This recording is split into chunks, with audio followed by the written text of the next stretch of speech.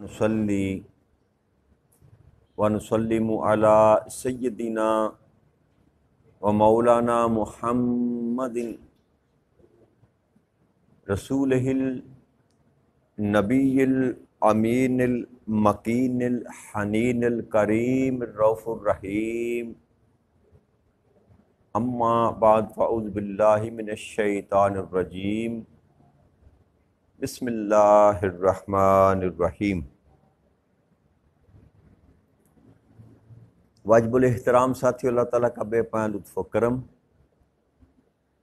اور اس کا احسان عظیم ہے کہ جس کی توفیق سے ہم اس کے ذکر کے لیے اس کے گھر میں جمع ہیں۔ آج ہم اللہ کی توفیق سے چھٹے پارے میں سورہ المائدہ کی آیت نمبر 8 سے اپنے مضمون کا آغاز کر رہے ہیں۔ اس آیہ مبارکہ میں اللہ کریم نے ارشاد فرمایا، یا ایھا الذین آمنوا کونوا قوامین للہ شہداء بالقسط ولا یجرمنکم شنآن قوم علی الا تعدلوا اعدلوا هو اقرب للتقوی واتقوا اللہ ان اللہ خبیر بما تعملون۔ کہ اے ایمان والو، اللہ کے لیے مضبوطی سے قائم رہتے ہوئے انصاف پر مبنی گواہی دینے والے ہو جاؤ، اور کسی قوم کی سخت دشمنی بھی تمہیں اس بات پر برانگیختہ نہ کرے، مجبور نہ کرے کہ تم اس سے عدل نہ کر سکو۔ عدل کیا کرو،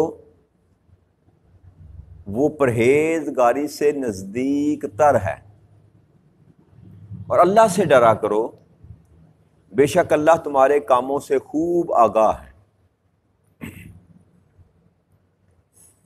اس آیہ مبارکہ سے پہلے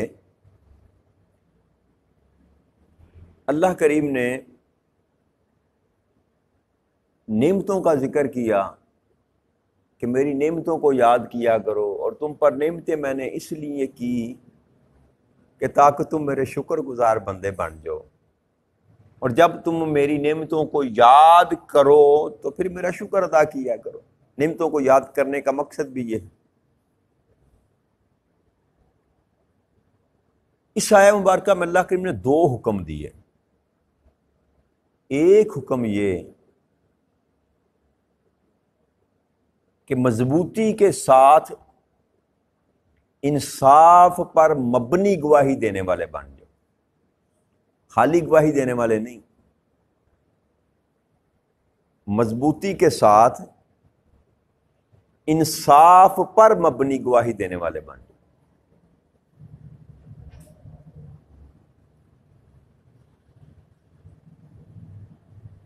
اللہ کریم کے جتنے بھی احکامات ہیں ان میں سے 2 بنیادی باتیں ہر حکم میں سے آپ کو ملیں گی۔ قرآن کریم کا خلاصتاً جو بات کی جاتی، ایک اللہ کے حکم پر، حق پر مضبوطی سے قائم رہنا، اور دوسرا انصاف کے ساتھ گواہی دینا۔ یہ معراج ہے انسان کے ایمان کی، انسان کے اخلاق کی معراج یہ ہے۔ حکم جو رب کریم کی طرف سے آیا اس پر جم جائے، مضبوطی سے قائم رہے، اور پھر جب گواہی دے تو وہ بھی انصاف کے ساتھ گواہی دے۔ اللہ کے تمام احکامات کا خلاصہ انہی دونوں چیزوں کے ارد گرد گھومتا ہے، ایک حق پر قائم رہنا اور دوسرا انصاف پر کھڑے رہنا۔ عدل جس کو کہتے ہیں، عدل کا میں نے ترجمہ آپ کو بتایا تھا، شاید آپ کو یاد ہو، کہ کسی چیز کو اس کے ٹھیک مقام پر رکھنا، اس کو عدل کہتے ہیں۔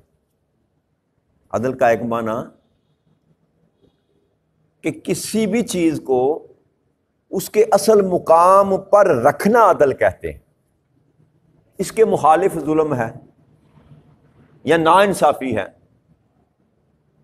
کہ غلط جگہ پر غلط چیز کو رکھ دیا، غلط مقام غلط انسان کو دے دیا، غلط پوسٹنگ غلط انسان کو دے دی.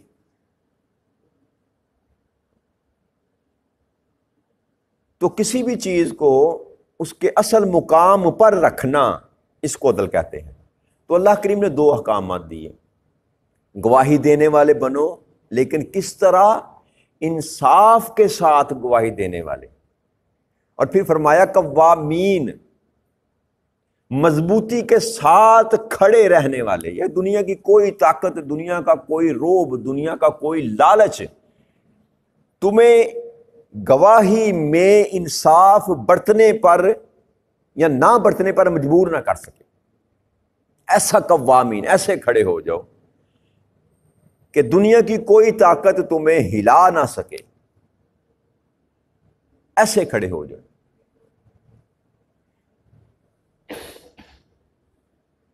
اور یہ یاد رکھیے گا، یہ دونوں جو حکم رب کریم نے دیے، دوسرا حکم اللہ نے یہاں پر فرمایا کہ تمہیں کسی کی دشمنی اس بات پر برانگیختہ نہ کرے، اکسائے نہ، مجبور نہ کرے کہ تم عدل نہ کر سکو اس کے ساتھ.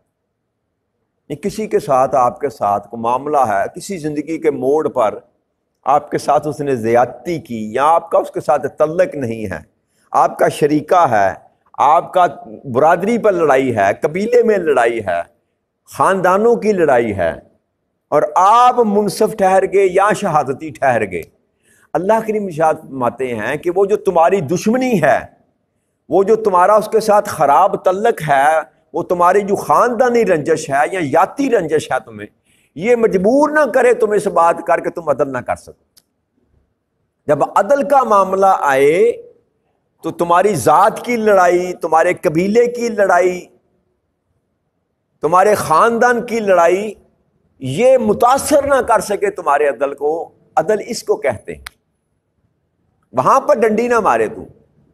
یہ خاص ساری امت کے لیے پیغام ہے، اور خاص کر صحابہ کرام رضوان اللہ تعالی علیہ اجمعین پر جب یہ قیاس کیا جائے گا اس آیت کریمہ کو، تو پھر وہ جو 6 ہجری میں نبی اکرم صلی اللہ علیہ وآلہ وسلم اپنے صحاب کو لے کر عمرہ کی نیت سے مکہ کی طرف جب آپ نے سفر کیا، تو حدیبیہ کے مقام پر آ کر مشرکین مکہ نے آپ کو خانہ کعبہ میں داخل ہونے سے روک دیا.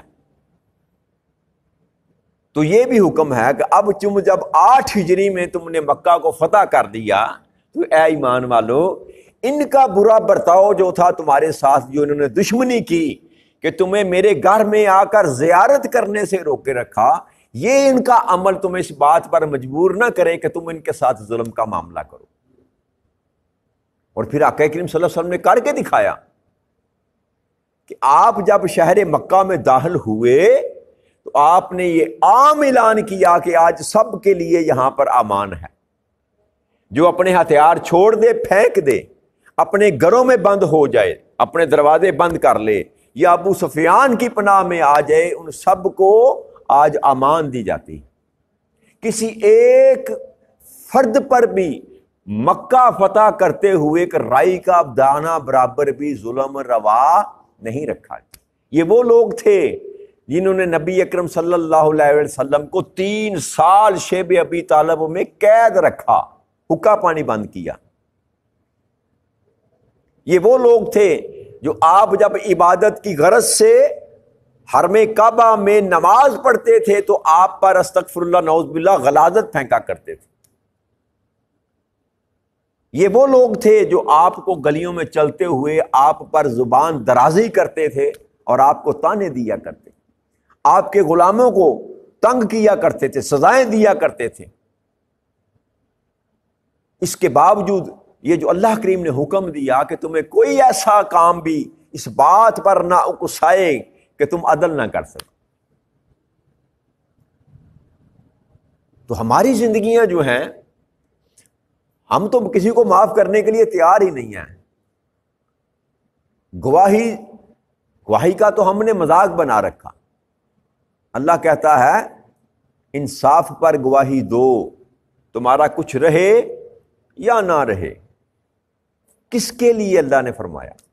قوامین، ساتھ رب کریم نے جو اپنا لفظ استعمال کیا للہ، کس کے لیے؟ اللہ کے لیے. اب جس کے پاس بھی کوئی بات ہے، جو بھی گواہ ہے، وہ جب گواہی دے گا تو اللہ فرماتے ہیں کہ اس گواہی کو انصاف کے ساتھ دے، اور دے کسی کے لیے نہیں، کسی کے خاطر نہیں، کسی کو سچا یا جھوٹا ثابت کرنے کے لیے نہیں.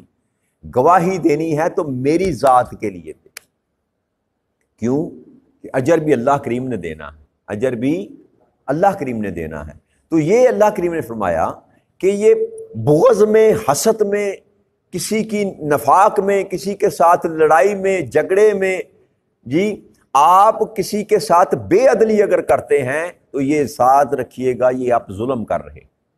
اگر آپ عدل نہیں کر رہے تو اٹ سیلف یہ ظلم گنا جائے گا. عدل کا مخالف جو ہے وہ، عدل کی ضد جو ہے وہ ظلم ہے.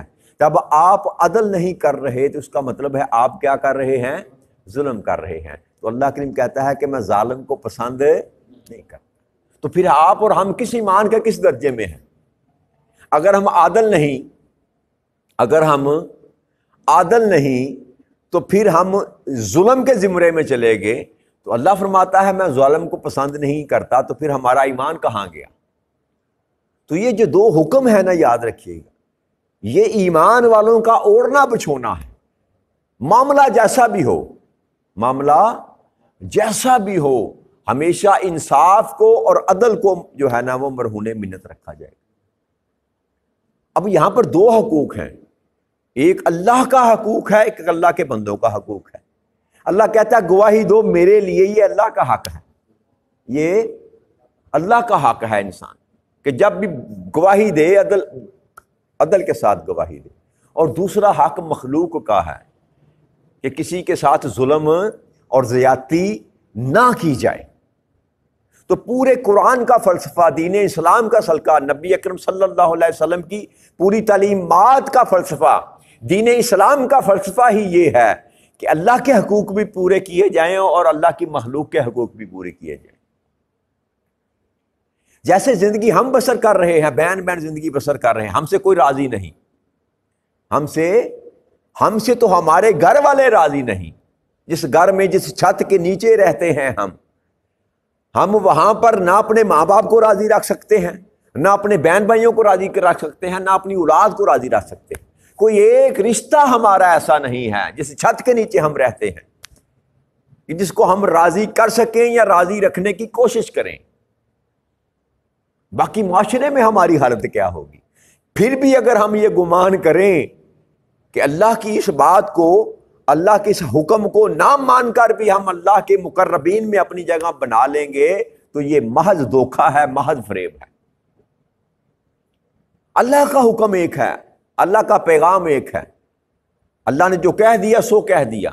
اللہ کہتا ہے میری بات میں تبدیلی لا کلمات تبدیلا، میرے کلمات تبدیل نہیں ہوتے، میری بات تبدیل نہیں ہوتی، میرا قاعدہ، میرا قانون، میرا حکم تبدیل نہیں ہوتا. اب اگر تو تبدیل کرے گا، تو میرے ضابطے کے خلاف جائے گا، تو پھر تیرے لیے جو سزا میں نے مقرر کر رکھی ہے بس وہی تمہیں ملے گی. یہ نہیں ہو سکتا کہ بندہ ظالم ہو، جتنی مرضی نمازیں پڑھتا پھرے، ماتھے پر بہت لمبا چوڑا محراب کیوں نہ اس پر بنا ہو، اگر وہ لوگوں کے ساتھ معاملہ ظلم والا کرتا ہے تو اس کی کوئی ایک نماز بھی رب کریم قبول نہیں کرے گا. اٹھا کر منہ پر ماری جائیں گے قیامت کرو نمازیں ساری. اصل جو دین ہے، یاد رکھیے گا، میں نے آپ کے سامنے نبی اکرم صلی اللہ علیہ وسلم کی حدیث مبارک پیش کی تھی. آقا نے فرمایا کہ 10 جز اگر دین کے کیے جائیں، اگر 10 جز ہیں میرے دین کے، تو ایک حصہ جو ہے وہ حقوق اللہ کا ہے، 9 حصے حقوق العباد کے ہیں. نبی اکرم صلی اللہ علیہ وسلم نے ظاہری عبادات کو کبھی پرائرٹی نہیں دی، یاد رکھیے گا، اپنی زندگی مبارک میں نماز فرض ہے، روزہ فرض ہے، حج فرض ہے، زکوٰۃ فرض ہے، یہ سارے فرائض ہیں، صدقات خیرات یہ سارے فرض ہیں. یاد رکھیے آقا کریم صلی اللہ علیہ وسلم کی اگر زندگی کو پڑھ کر دیکھیں تو آپ کو پتہ چل جائے گا کہ نبی اکرم صلی اللہ علیہ وسلم نے ظاہری عبادات کو کبھی پرائرٹی نہیں دی. نبی اکرم صلی اللہ علیہ وسلم مسجد میں داخل ہوئے، نماز کی غرض سے داخل ہوئے، باہر کسی نے آواز دی کہ یا رسول اللہ صلی اللہ علیہ وسلم، اے محمد صلی اللہ علیہ وسلم، میری یہ حاجت ہے، میری یہ حاجت ہے. آپ انہی قدموں سے لوٹ گئے، آپ انہی قدموں سے لوٹ کے اس کی حاجت پوری کی، اس کا مسئلہ حل کیا، بعد میں آ کر نماز ادا کی. اب یہ کردار ہے، کردار مصطفیٰ صلی اللہ علیہ وآلہ وسلم، جن کے ماننے والے ہم ہیں. نمازیں پوری کرنی ہیں، نماز نہ جائے، ماتھے پر محراب جو ہے نا وہ نمایاں نظر آنا چاہیے، جبے کبے ہر چیز سجا کر رکھنی چاہیے، ہر وقت ہاتھ میں تسبیح چلتی رہنی چاہیے. مخلوق خدا ناراض ہے تو بے شک ناراض نے، کچھ فرق پڑنے والا نہیں. ایسا عقیدہ، ایسا ایمان دین اسلام تو نہیں ہو سکتا، کوئی اور ہی ہو سکتا. جو دین آقا لے کر آئے یہ وہ دین نہیں ہے، وہ تو سراسر لوگوں پر رحمت کرنے والا دین ہے. تو یہ جو دونوں گفتگو اللہ کریم نے جو دو باتیں کی یہاں پر، ان دونوں باتوں کو اگر انسان غور کرے تو ان دونوں کا تعلق انسانوں کے ساتھ ہے، مخلوق کے ساتھ ہے. انصاف کرو، عدل کرو، کس کے ساتھ؟ انسانوں کے ساتھ. آپس میں ادھر انصاف کرو. اللہ کے ساتھ آپ نے کیا معاملہ کرنا، اللہ کے ساتھ آپ نے کیا انصاف کرنا، اللہ کے ساتھ آپ نے کیا عدل کرنا. تو اللہ کریم فرماتے ہیں یہ جو عمل ہے نا، انصاف کرنا اور انصاف ایسا کرنا، انصاف پر گواہی دینا، شہادت دینا، ایسی گواہی دینا کہ جس میں انسان کبھی متزلزل نہ ہو، سفید اور کالے کو علیحدہ کر دے، بین بین نہیں کہ یہ بھی راضی ہو یہ بھی راضی ہو. ایسی بات کر دی جائے کہ یار اس کے ساتھ بھی تعلق ہے، اس کے ساتھ بھی تعلق ہے، میں اس کو ناراض نہ کر لوں یار، کہیں یہ ناراض نہ ہو جائے. ایسا ہی کرتے ہیں معاشرے میں، ہماری مجبوریاں ہیں.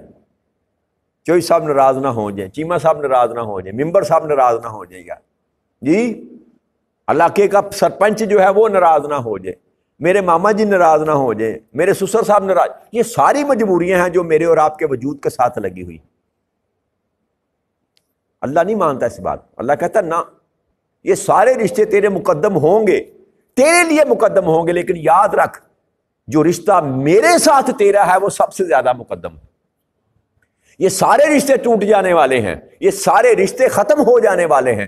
جیسے ہی آپ کی اور میری سانس کی ڈوری ٹوٹے گی کوئی ایک رشتہ سلامت نہ رہے گا.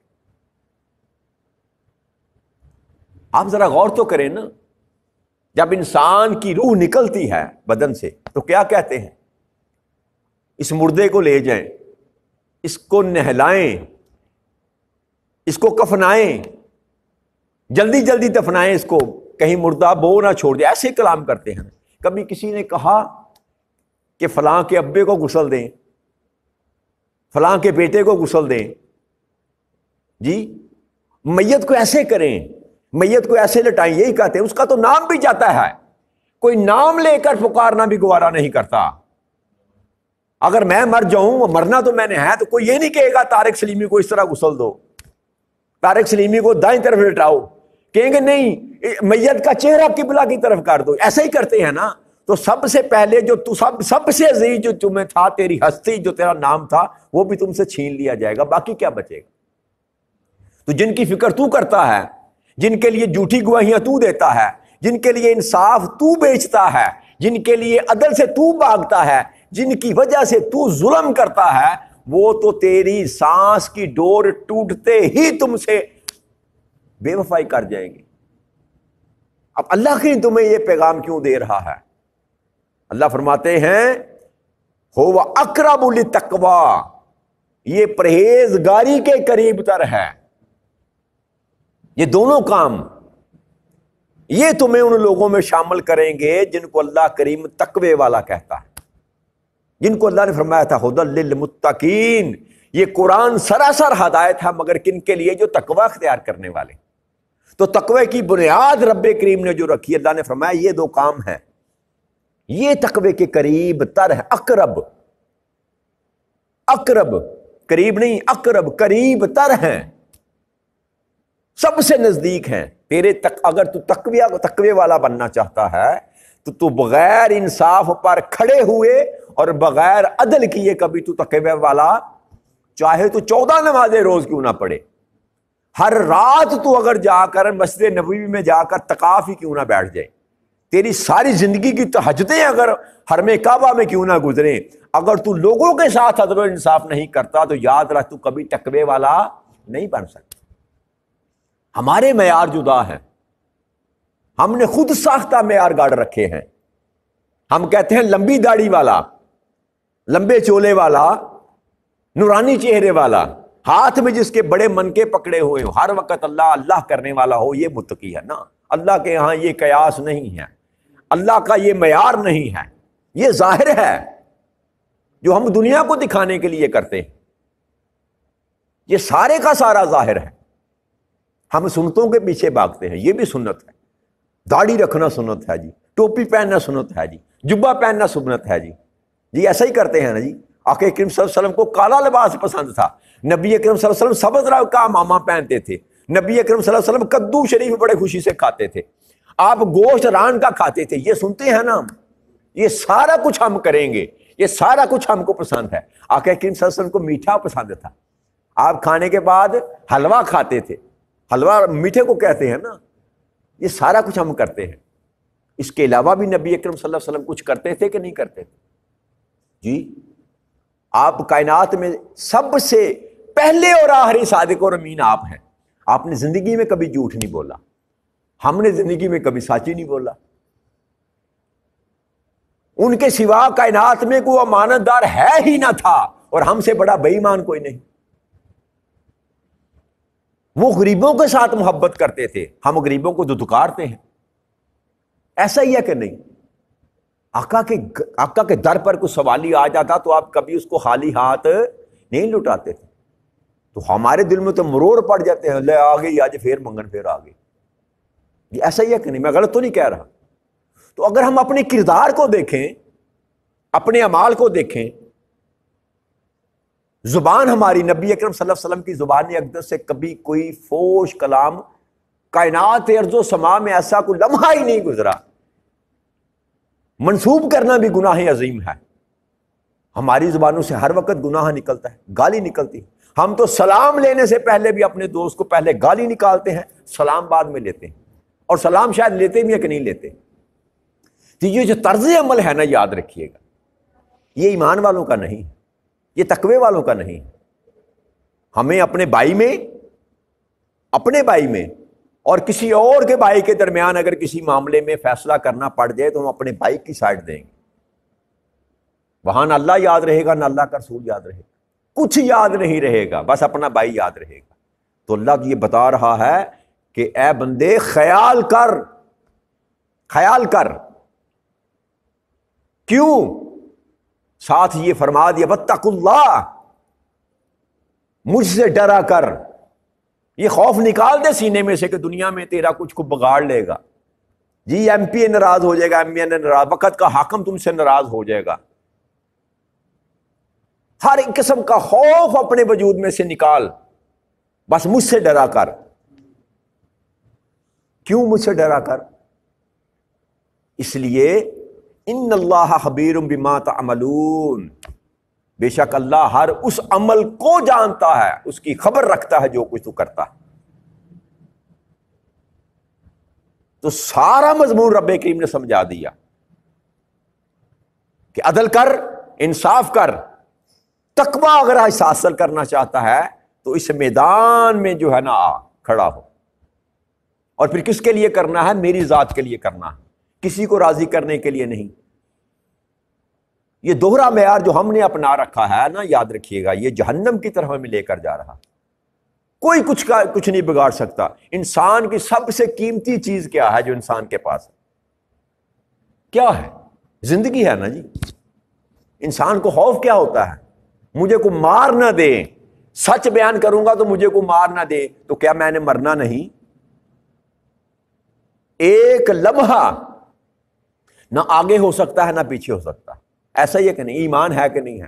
لیکن یہ ایمان ہمارا اوپر اوپر ترتا ہے، اندر نہیں اترا۔ جب اگر ایمان یہ ہو کہ مجھے اللہ کے سوا کوئی مار نہیں سکتا، تو پھر خوف کس بات کا، پھر ڈر کس بات کا؟ جن کا یہ تقویٰ ہوتا ہے، جن کا یہ ایمان ہوتا ہے کہ اللہ کے سوا مجھے کوئی مار نہیں سکتا، وہ کسی سے گھبراتے، وہ عادل ہوتے ہیں، وہ منصف ہوتے ہیں، وہ تقوی والے ہوتے ہیں۔ تو بات کرنے کا مقصد یہ ہے کہ ہمیں اپنی زندگیوں میں بدلاؤ پیدا کرنا ہے، تب جا کر ہم اس معیار پر پورے اتریں گے جو اللہ کریم ہم سے چاہتا ہے۔ میں ولایت کی بات نہیں کر رہا، میں غوث قطب اور ابدال بنانے کی بات نہیں آپ سے کر رہا، میں صرف ایمان والا بننے کی آپ سے بات کر رہا ہوں۔ ایمان والا وہ ہے جو عادل بھی ہے اور جو منصف بھی ہے، انصاف کرتا ہے۔ انصاف صرف یہی نہیں ہے، دو بیڑے اور بات کر کے ختم کرتے ہیں۔ انصاف یہ نہیں ہے کہ دنیا کے ساتھ انصاف، آپ جج لگیں گے تو پھر انصاف کریں گے، ایسا نہیں ہے۔ ماں باپ کے ساتھ انصاف، بیوی کے ساتھ انصاف، اولاد کے ساتھ انصاف، بہن بھائیوں کے ساتھ انصاف، معاشرے میں جو آپ کا کاروبار ہے اس میں لوگوں کے ساتھ انصاف، سوسائٹی میں آپ کے تعلقات ہیں وہاں پر انصاف، کسی کے ساتھ زیادتی نہ کریں، جو جس کا حق ہے اس کو دیں، اگر کوئی صاحب عزت ہے اس کی عزت کریں، غریب کا حق غریب تک پہنچائیں، جو پیار کے قائب ہے اس کو پیار کریں، بچوں سے شفقت کریں، بڑوں کی عزت کریں۔ یہ سارا مضمون جو ہے یہ عدل و انصاف میں آتا ہے۔ یار بار میری طرح آپ لوگوں کو تبلیغ کرتے پھریں، گھر میں جو ہے نا وہ بیوی کو بھی گالی نکالتے پھرتے، بچوں کو بھی گالیاں نکالتے پھر، ہر وقت گھر میں لڑائی ہے، جھگڑا ہے، ہر وقت فساد ہے، اور باہر مبلغیات میں بنے ہوئے ہیں، تو یہ بھی یاد رکھیے یہ بھی ظلم ہے۔ معیار دو نہیں، معیار ایک، اسی کو انصاف کہتے ہیں، اسی کو عدل کہتے ہیں۔ تو اللہ کریم سے یہ آپ کو بھی مجھے بھی یہ توفیق عطا فرما دے کہ ہم جو تو چاہتا ہے اس مطابق اپنی زندگی کو بسر کرنے والے بن جائیں، تاکہ ہمارا شمار بھی ان لوگوں میں ہو جائے جو تقوی والے۔ وما علینا الا البلاغ المبین۔ السلام علیکم ورحمۃ اللہ وبرکاتہ۔